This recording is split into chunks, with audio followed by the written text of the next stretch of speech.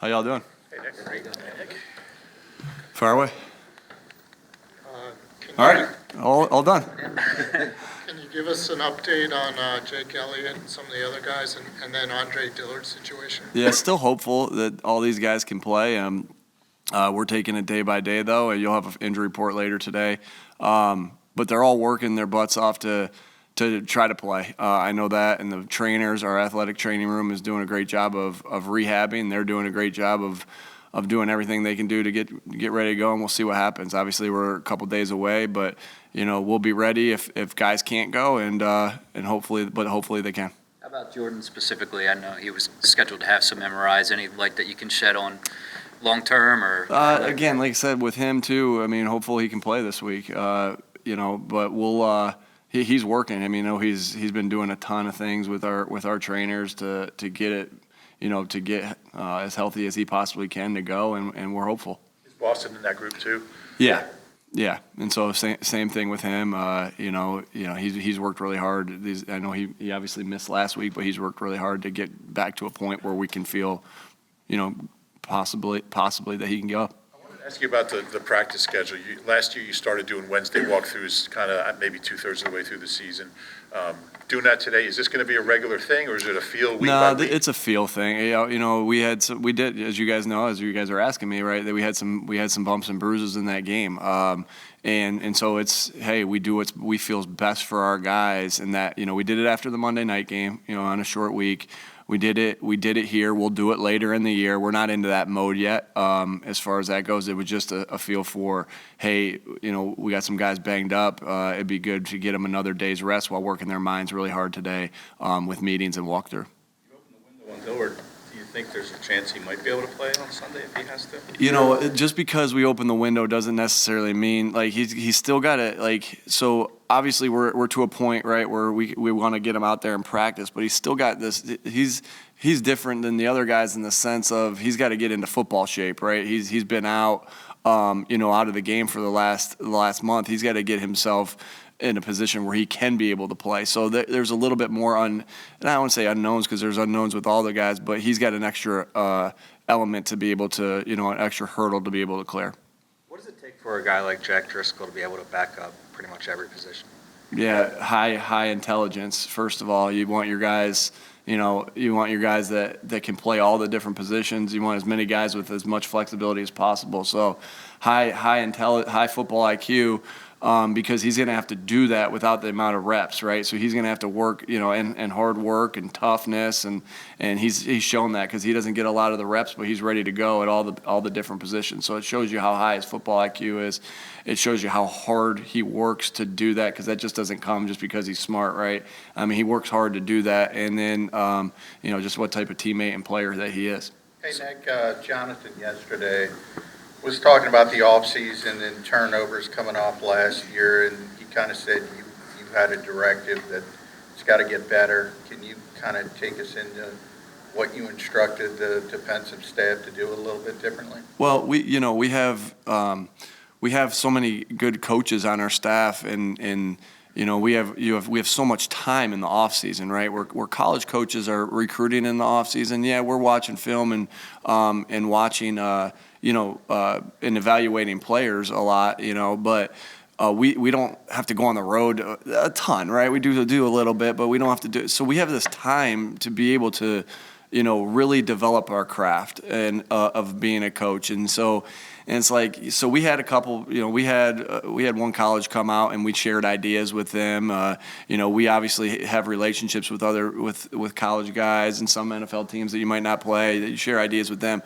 But we really, one thing that we really did is that I think I mentioned to you guys, I learned this at Mount Union, that we made the coaches present, right? And hey, each once a week or once or twice a week, a coach would present on a certain topic. And sometimes it's something you want to get to know a little bit more about, right? There's a certain play or certain scheme you want to get to know a little bit more about, because if you're going to put it in, you better know everything there is to know about it.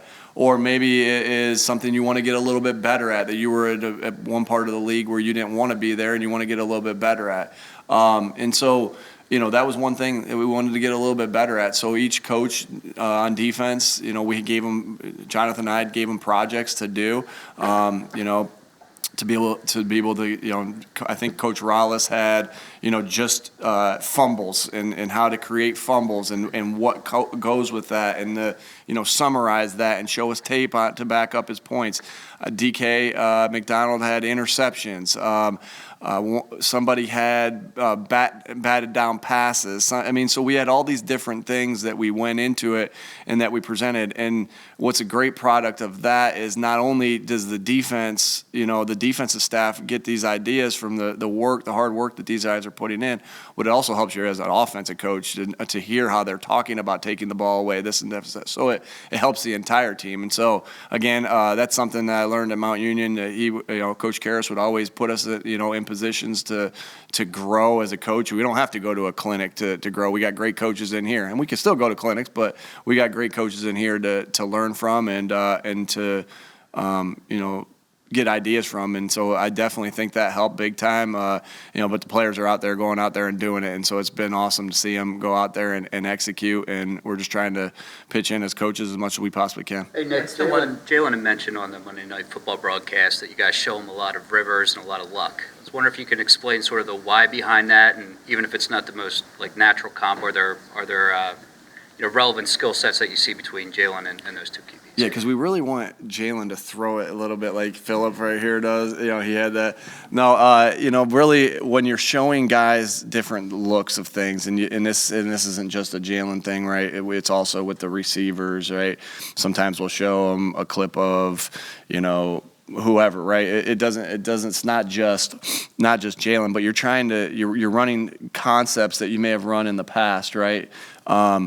Or you're running a concept that you've run in the past that you want to see versus a certain look. Well, maybe in the training camp, maybe in our past, we have never seen us throw a certain coverage, a route versus certain coverage. So you go in your repertoire of things that you have saved and you say, okay, we hit this, we have all these tapes saved and all categorized, so it's easy to pull.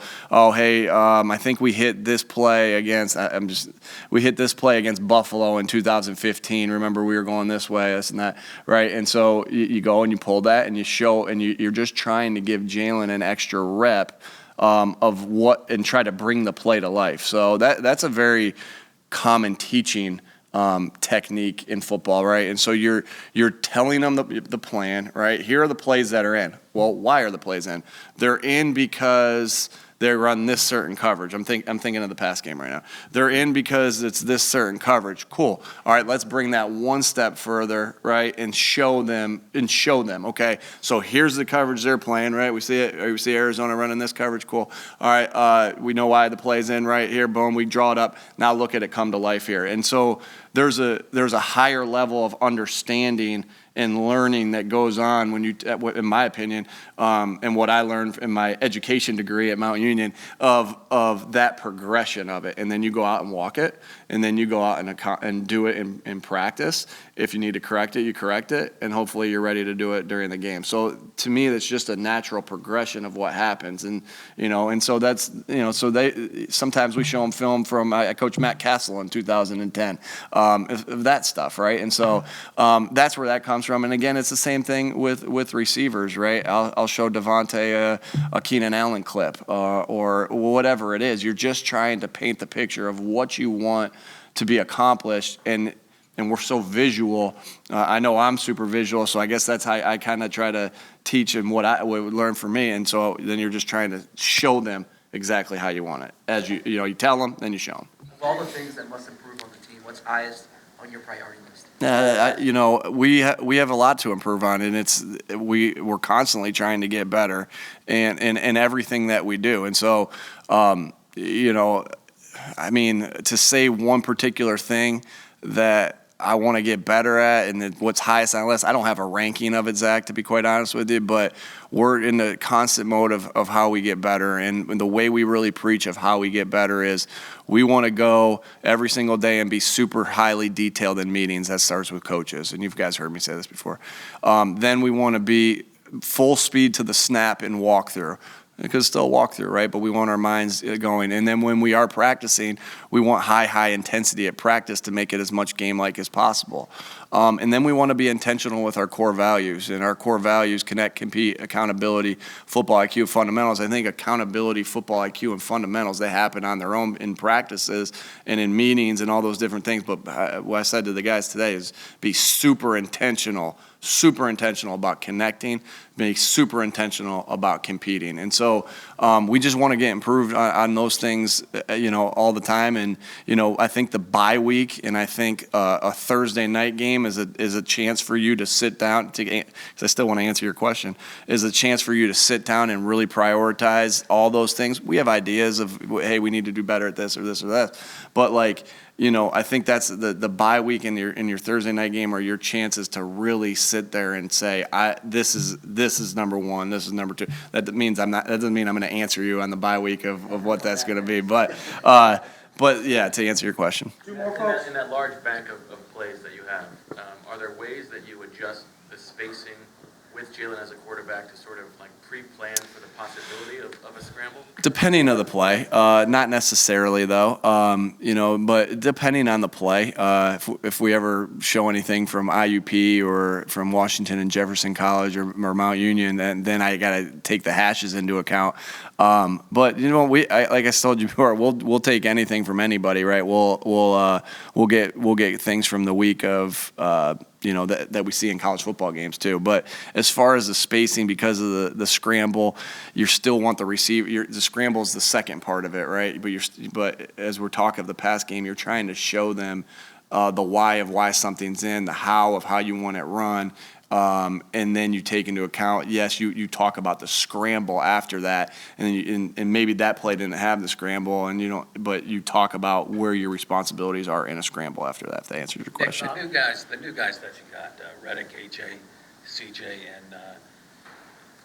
and all those guys. Yeah, Which of those Kaiser, Zach Pascal, Bradbury. Well, Bradbury. Yeah. I was looking for. I have a problem with that name for whatever reason. Yeah. But anyway, Nick.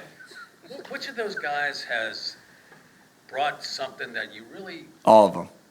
Well, something that you were really surprised that, and you didn't know that it was there before you... I think they all have tremendous... First of all, Howie did a great job of understanding, the bringing in the right type of guys, and they're all ultra competitive. They're all high football IQ. They're all physical football players. And they all know how to make plays in big moments. And I think that's, at the end of the day, that's why we brought them here, right? Because we had a high value of what they were as a player and what these guys were as people and competitors. And so, man, it's great to have the new additions that we do have. It's great to see how unbelievable our team is to be able to wrap their arms around these guys and let's see how quickly they,